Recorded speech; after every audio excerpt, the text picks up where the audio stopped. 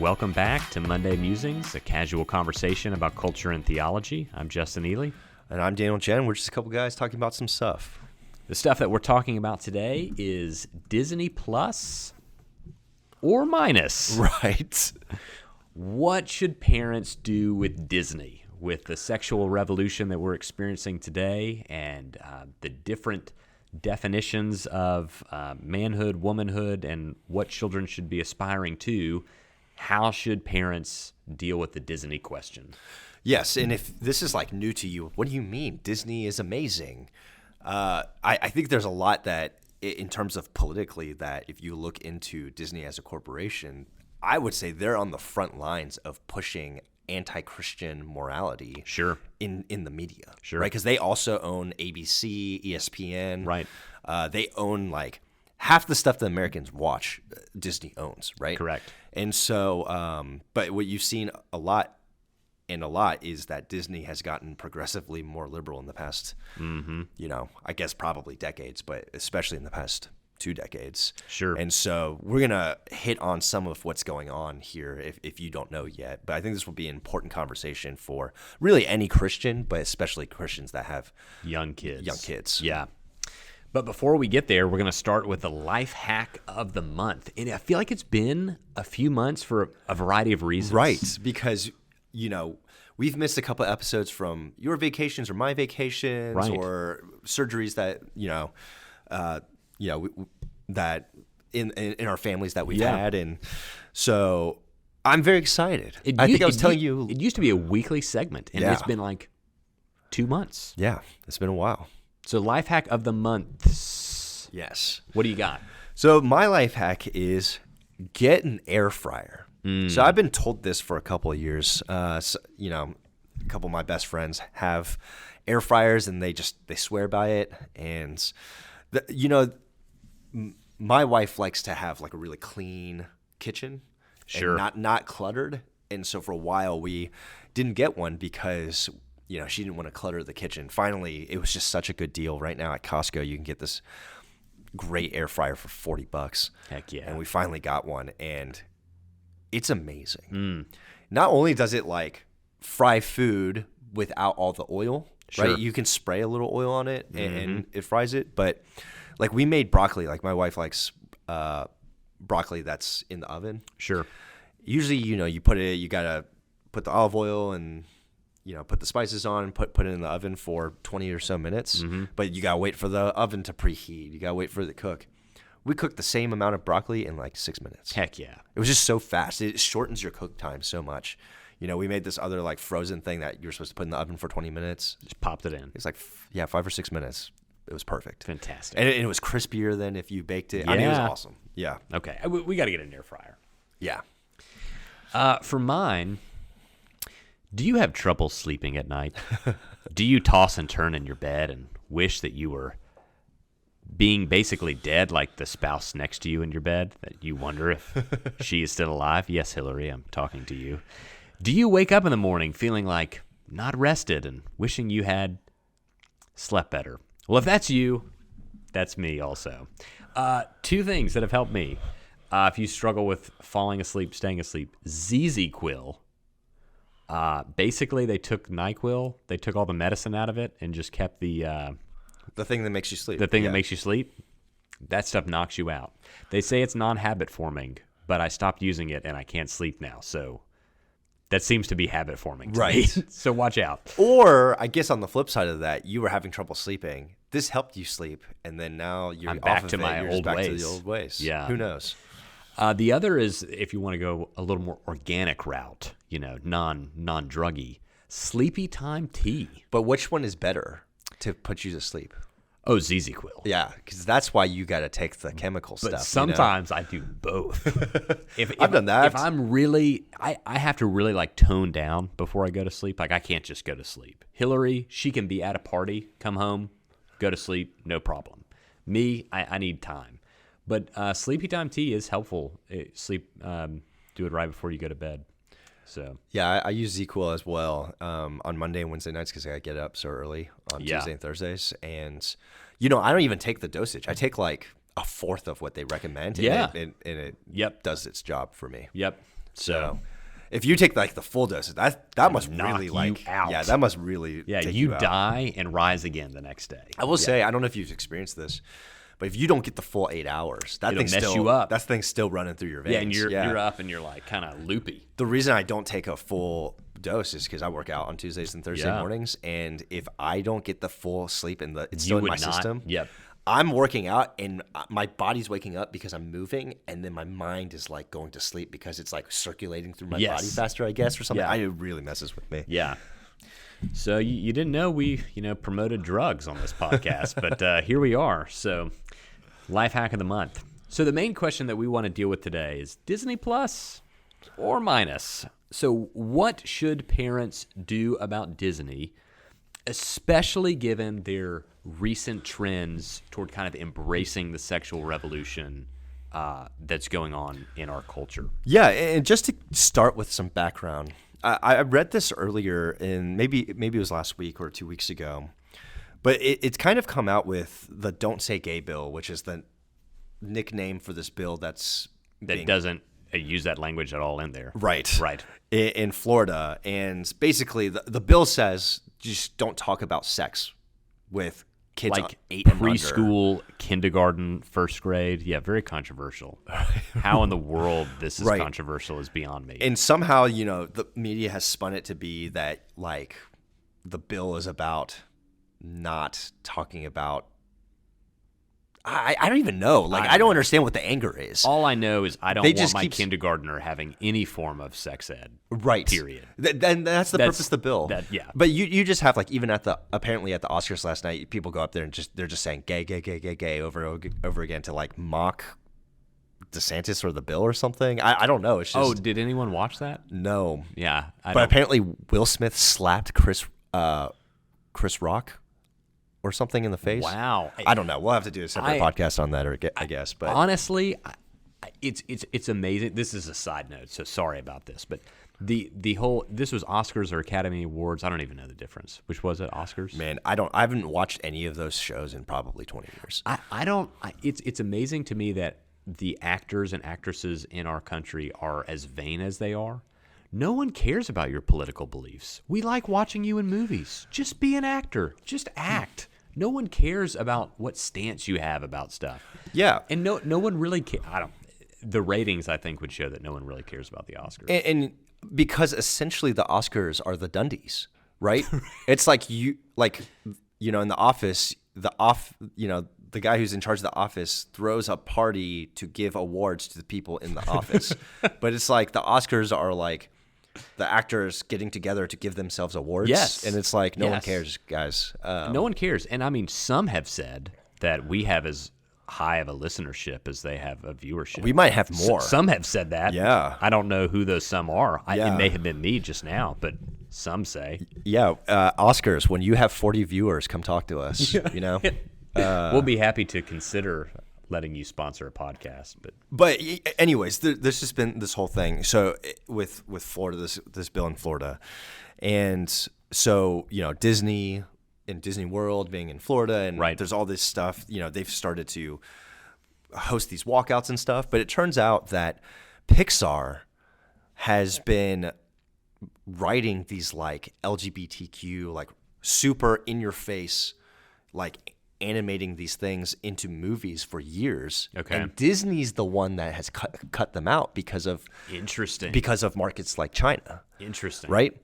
And so Pixar, these animators from Pixar have been complaining that we're not liberal enough. Yeah, liberal enough, woke enough, right, in the movies. And Disney is the one that's like saying no because they're afraid of the pushback. Uh-oh.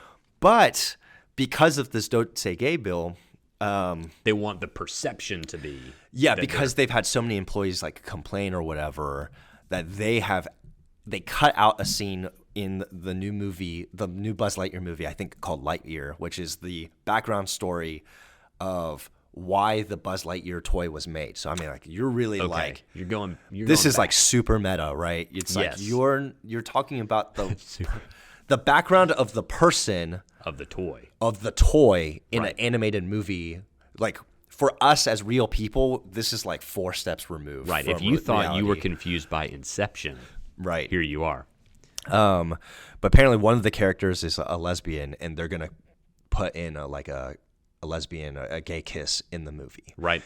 as like to appease the Pixar people who are like freaking out about this bill, right? And so when this came out, me and you started talking, and we were like, I think we need to do a podcast on this, because this is kind of the first thing that Disney has ever done like this, Right. And like this blatantly, like they've put like a, in the Star Wars I think there was like a kiss or something in the background, but Yep. this is like, but Star Wars, is for all ages. This movie is for kids. Yep. This is like gonna, I think, be front and center on the screen. Like the kiss in Star Wars, if you didn't know it was there, you probably wouldn't have seen it. You're not paying attention. It was in the background. Right. And Yeah.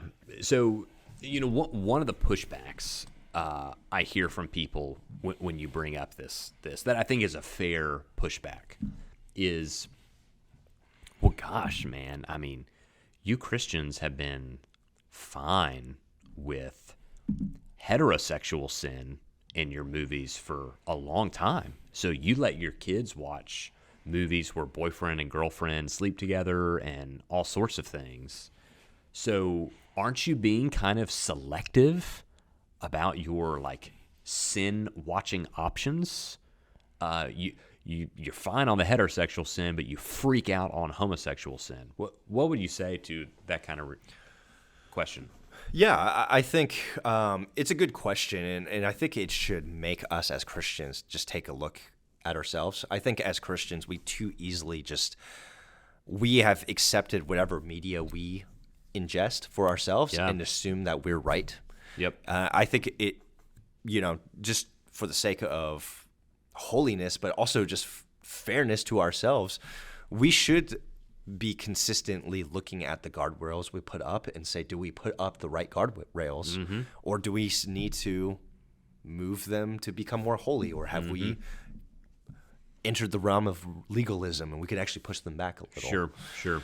I would say for that argument, what comes to mind first is, first of all, like, my kids don't watch any movies at their age. I think for me, there is some kind of cutoff where, like, I'd be okay with my high school kid watching a movie with a gay kiss, and we would talk about it or whatever, right? But not my 4-year-old. Right. And so I think age has a lot to do with it. It's like my 4-year-old's not watching movies with any sex scenes in it. Right. So no one called defects on me. Right. Like, we're watching, like, Frozen, and so Let it go. right. But I think the other thing too, just to think about, is we as Christians would say, yes, premarital sex between a man and a woman is sinful, right? We see that in Scripture, but it's also, a man and woman having sex is the intended creation. It's normal. It's normal. It's the design of God for sex between a man and woman, where we would say sexual relations between those who are homosexual would, Romans 1 calls it unnatural. Right. And so I would say even then, you don't want to promote something that's unnatural and against God's design, if that makes sense. Right. Credit to the, I don't know what you would, the homosexual lobby. I don't know what you would call the group of, LGBTQIA plus activists. Right. They have been very smart in their use of media. Yes. And one of the, I'll never forget this in a conference I went to, the use of media to normalize same-sex relations goes way back, probably to about the 90s, and you start with like a Will and Grace. Right? It's a sitcom, the gay character's funny, but you don't see anything. Right. There's no kissing going on, there's no romance going on. But what it did was it normalizes it. Normalized, kind of your gay friend, so to speak. And then, like, you get to like ABC's Scandal. I don't know if that's still a TV show. Right. But it's not there. There's no humor here. You're dealing with some like homosexual scenes there but that's what they've done. That they push the boundary right to where now you've like totally normalized it, and now it's thrown in your face. I can't say that word. Desensitized. It desensitized you. So I think it is like worthy of like a discussion for Christian parents, right? As you're a 4-year-old shouldn't be watching any kind of sex scenes or even any intimation of that. Right. But you're dealing with a peck on a cheek or a quick kiss at right. the end of a movie between the prince and the princess or whatever. Right. But what's happening in that moment, you are normalizing for children what should be. Right. What is normal. Right. A guy kisses a girl. Right. That's as far as you're going in an animated movie. But with the insertion of a guy kissing a guy or a girl kissing a girl, you're not just teaching your children that there are gay people in the world that we should treat with respect, which we should teach them right. at an appropriate time, right. not 4 years old, but you're normalizing that activity. Right. And I think, and I would say even more than the normalizing, which obviously is happening here, is especially for a movie like Lightyear, where they cut it out and impacted the plot zero. For them to put it in, it's not like they're telling a story. They're making a point. Yes. Right? They're trying to, in a sense, catechize your kids. Yeah. In a certain way. Yeah. And what I would say that's genius is, Francis Schaeffer, who was a theologian apologist in the 1900s, he wrote, "How do you influence a culture?" And he said it's downstream from entertainment and education. Yep. And I think what the liberals have done really well is taken over those two institutions. Oh yeah, absolutely. And I'd say, this is a side note, but as Christians, like, we should think about how do we as Christians be Christians in those industries? Yes. Because that is what's impacting the culture, right? That's why we're even talking about this, because in a sense, there's no such thing as just neutrally watching anything. Mm-hmm. It's pushing you. It's teaching you. Yep. It's preaching to you one way or the other. Yep. Yeah. Christians need to do better than facing the giants. Yes. Like, I'm not hating on facing the giants, but we need to do better than that. Like, right. if that's the best we can do as far as our contribution to media, right. we're not looking good. Right. It's like in the 90s and early 2000s, it's like Christian music was just 10 years behind, right. like normal, like secular music, Yeah. Yeah. So as we think about, what do we do with this, right? So we have this problem. What do we do about it? We're going to say that there's basically like 3 broad options that you have. Right. You can totally accept everything Disney. Just consume it, no questions asked. You can totally reject everything Disney. Or you can consume Disney with a watchful eye. So we're going to kind of go through each of those. So your first option in this, you could just accept everything, no questions asked. Disney plus, buy into all the stories, don't ask any questions, go for it. Yeah, it's funny. I'll be a little candid here. There's so many people that love Disney. Like, they are fanatics, right? I'm not one of those people. And right. even to, you know what? I'll make this point in this next section, the reject. This is more reject. So I'll hold my thought there. You just got to wait for this. But so with totally accept everything Disney, I personally don't think this is a good idea. Because I don't think we should totally accept anything without absolutely putting a watchful eye. Well, even like, let's go way back and go to the 70s or whatever. We don't have any of the LGBTQ issues going on in Disney. Right. But you still have, like, in most of the like early princess movies, like the way to find happiness in life is to get married.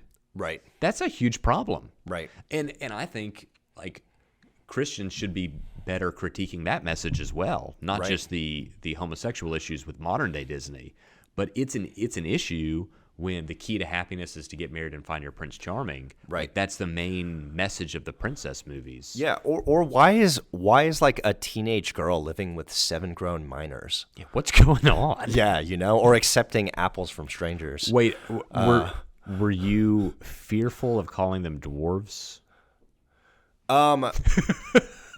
I was not fearful of calling them dwarves. I was fearful of myself letting my language slip and using many more words to describe them, if that makes sense.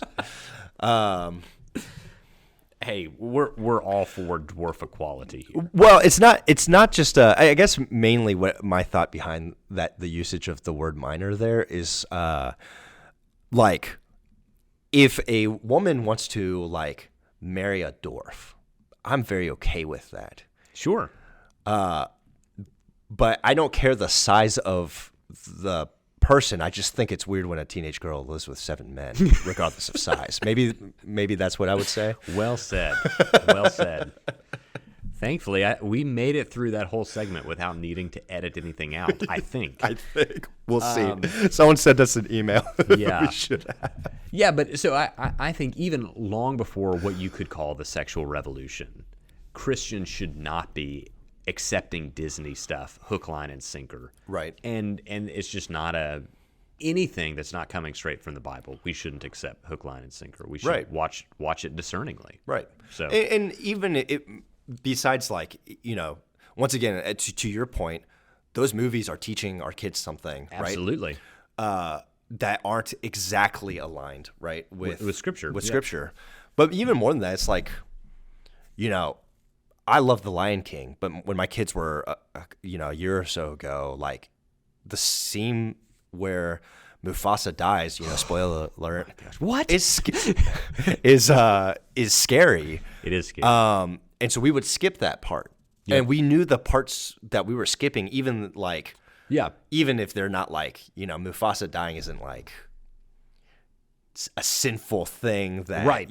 But I mean, I'm still in counseling for it. So. Right. Yeah. And I think you should just always be with your kids, especially your young kids, always be monitoring what they're, what are they seeing? What are they seeing and how are they like taking it in and talking to them about it. And then, but especially with Disney, I just think, going along with our podcast last week, it's just turning a blind eye to issues going on. It's just not helpful, Yep. And I think as Christians, we should enter in and, bring restoration into the world through our Christian worldview. Yep. And that means we can't just accept everything from the world. Yep. Yep. So option 2 is to just totally reject everything Disney. So, okay, this is the direction they're going. Canceling my subscription, never watching another Disney movie, another Marvel movie. I'm done. Right. And I think the hard thing with this, for me at least, is that, part of me kind of wants to do this in a little bit because of them pushing this ideology. But I do think it's interesting. Like, Disney is interesting here with this. I guess the reason that you would reject it is because, one, like we said, it keeps your kids from taking it in. Right. But secondly, something we don't think about is maybe the term I'll use is voting with your money. Right? Because Disney is a for-profit corporation. Right. And if they start losing money, then they're going to start making different things to make more money. Yeah. They are more about the money than they are about their morals. Yep. Right? Once again, as we see with why they've cut out a lot of these scenes beforehand, even though many of them at Disney do support those messages, they thought it would make them less money. Mm-hmm. Right? And I think liberals, for example, do a really good job with voting with their money. And I think for us as Christians, it's something for us to consider. Yep. But I'll give you a great example of this. I went to Disney World, 6 weeks ago, something like that. Had a great time. And part of me was like, do I feel okay with giving Disney this much of my money? Sure. I did actually think about that because I do know this is what I'm like, I know I'm, in a sense, like supporting with my money the things I don't agree with. Mm-hmm. But you know what's interesting? every princess at Disney World was like a 5'2", very thin, very pretty white girl. By girl, do you mean XX chromosome? I actually biologically don't know which one is which. I think it's XX. Is it? Yes, I do. Yeah. Just checking. But to that point, like, you have so many, like, Disney very much, like, in the media pushes the LGBTQ. But when it comes down to who's putting on that princess dress, It's yep. yeah. Isn't that interesting? Yeah, and you for didn't sure. in that Disney World, you didn't see any of that, any of those messages pushed at all. And what you see is they are finding the ways to push the messages, but their money makers, they won't. When you pay $500 to dine in Cinderella's castle, you do not have a transgender Cinderella at the top of the castle. Yeah. If you just think about that practically, why is that the case? Right. Yep. You know? And but in terms of the rejecting everything Disney, you know, I think you would do that for two reasons, like we said. One, to keep your kids from viewing it. Mm-hmm. And two is because, you know, you want to support what you think is going to be good for your kids. You know, you vote with your money. Right. And so. And I think, like, you know, I think the hard thing with that is at this point, I just almost assume everything I buy comes from a company who has values different than me. Yes. And it would almost be impossible for me to live a semi-normal life by only supporting the companies whose, like, corporate values align with mine. I mean, every time you buy chicken, you need to double check that Purdue is in alignment with, right. You know, so it's like, where do you draw the line right. there? It does become difficult but it is a worthy question. Right. Especially when you're going to Disney to bankrupt yourself. We've both been there. Yeah. And so I would say I don't think I landed in this position either. Yep. You know? I also think we have to be careful how and when we pull the cancel card as yes. Christians in our culture. I'll give an example of this.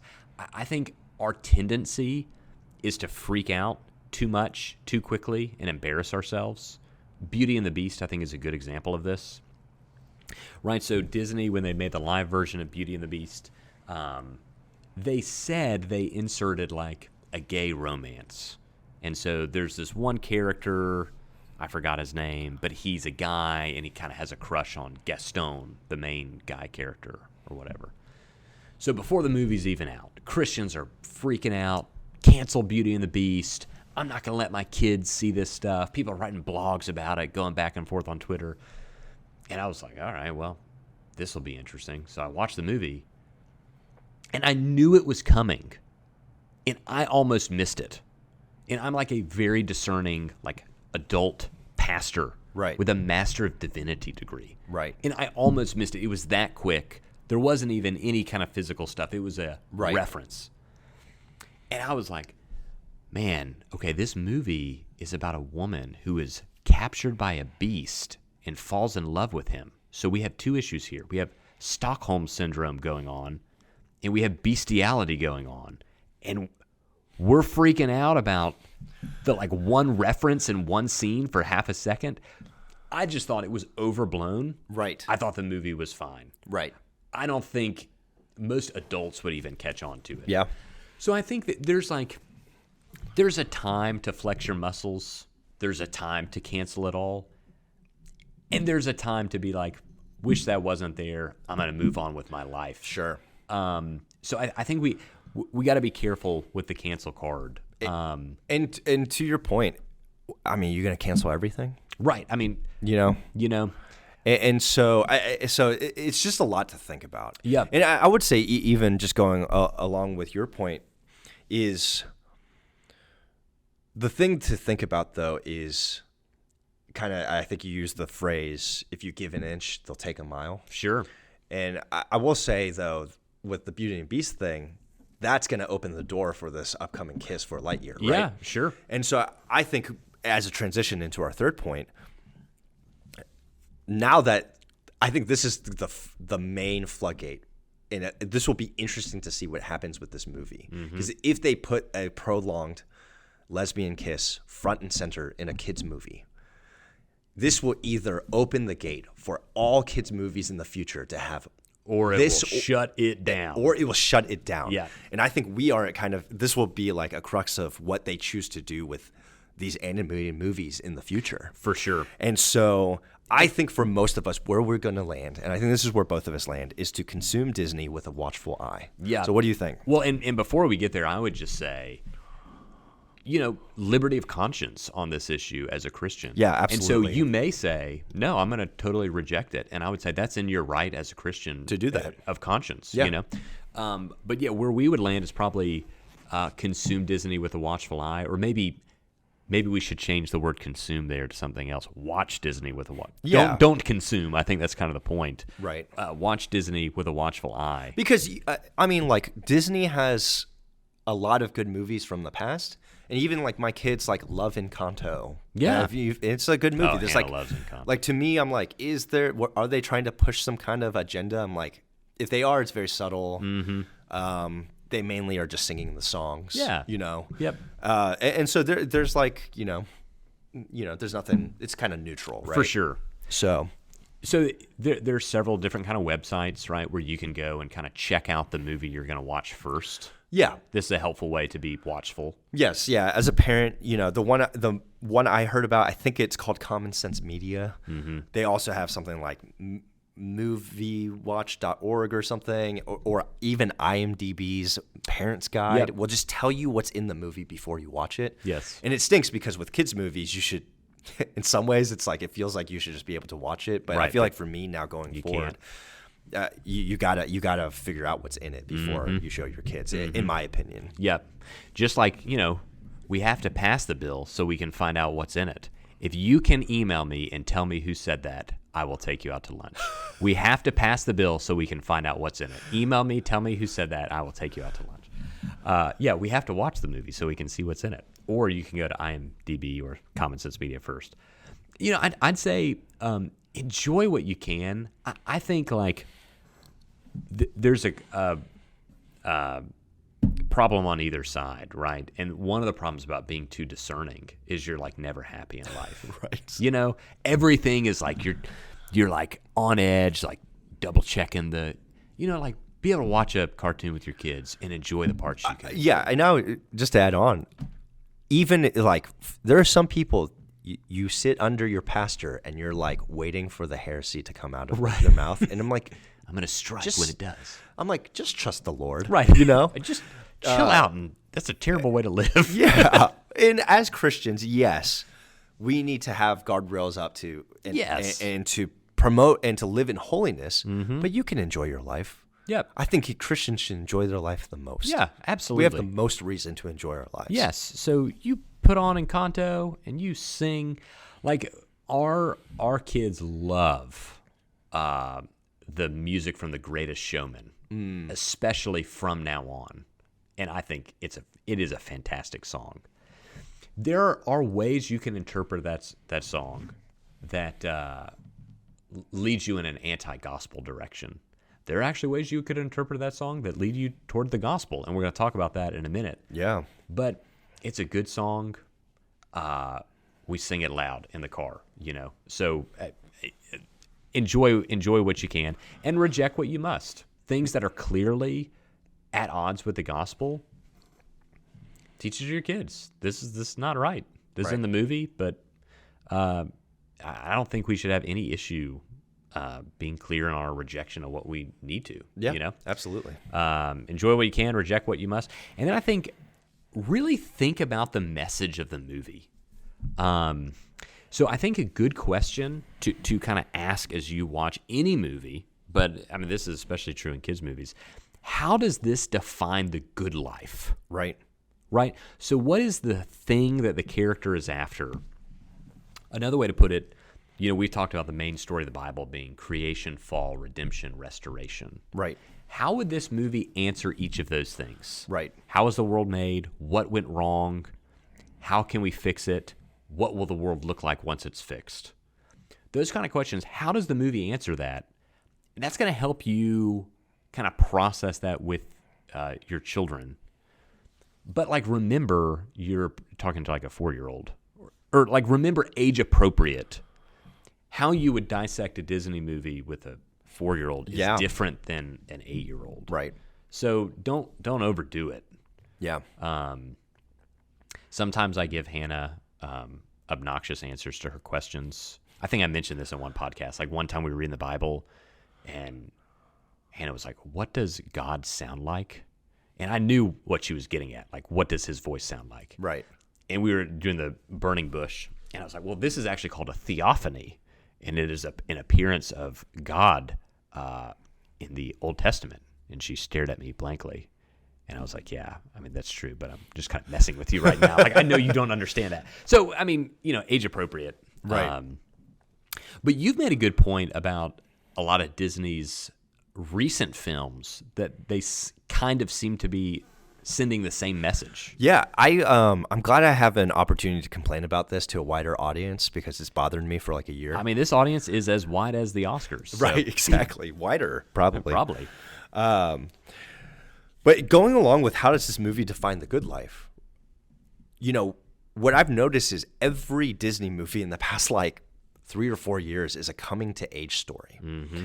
And it's about someone finding themselves.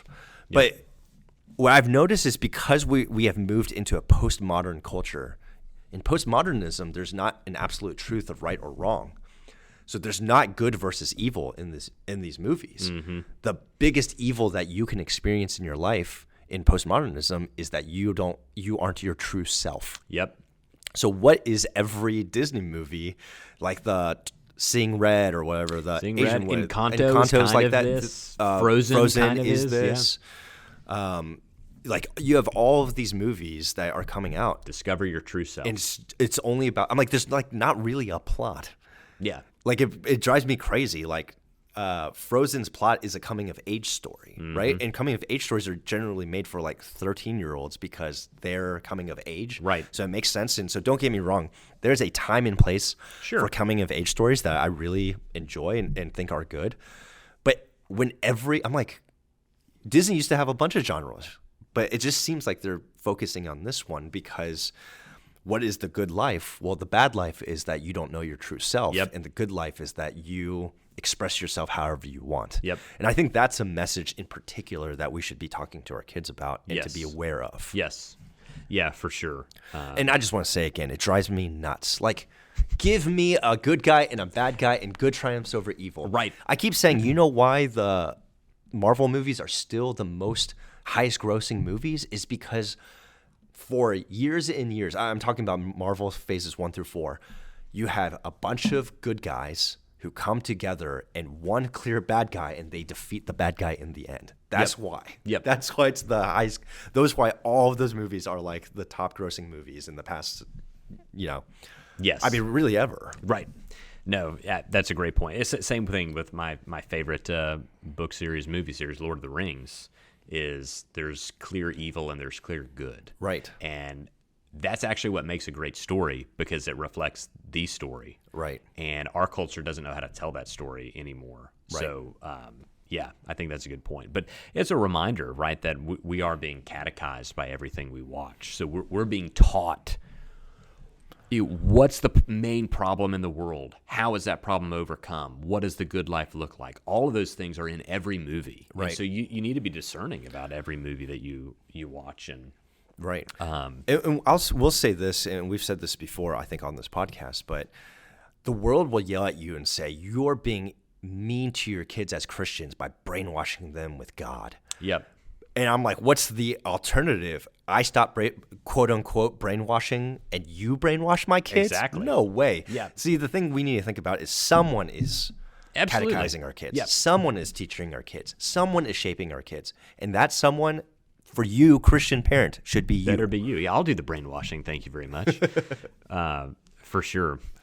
One positive way we can watch with a positive eye is to, like, tell our kids before, hey, let's look for reminders of the gospel in this movie? And we're going to talk, how did you see the gospel Yeah. in this movie? So here's an example, right, from The Greatest Showman, right, is there are two ways to look at the message of this one, right? He collects a group of misfits, Right. who create the greatest show, P.T. Barnum's circus, Right. you know? And then he gets greedy and tries to go with all the rich people, and then everything burns down, and they come back together, and they recreate the circus together, right? Now, you could critique it by saying this is actually a little bit of, like, there's no such thing as sin, you need to discover yourself, and there's all these, like, weird people that they're taught their main thing is acceptance. You just need to accept yourself. Right. And that's a worthy critique of that. Right. Another way to look at it is we're all kind of misfits who are looking for a true home. Right. And Christ is our true king who has made a place for us to come. And it's the local church. Right. Where all people with all kind of screwed up backgrounds and issues Right. can come and find a place of belonging. Right. I think like a younger kid, they can grasp that. Like that's a truth they can grasp.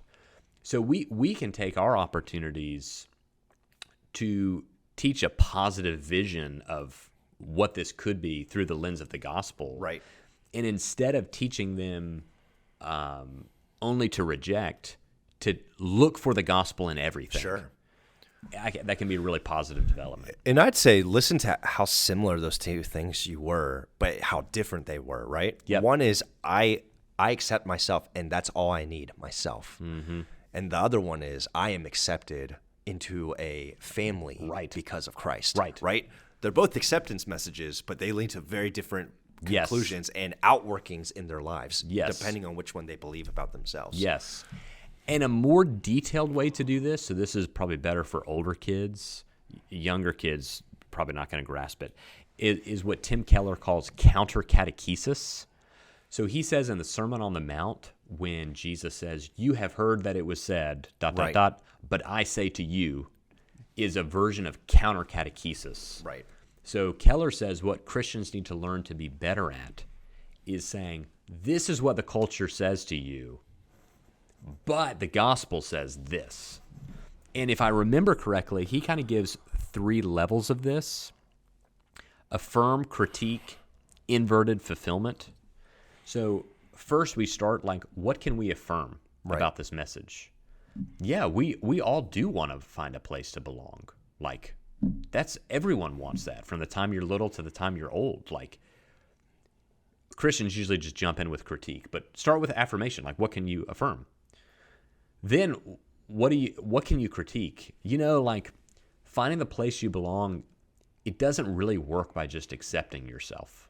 Like, teach your kids, why does that not work? Like this movie is showing you that the main thing you need to do is to find belonging, is to just accept yourself.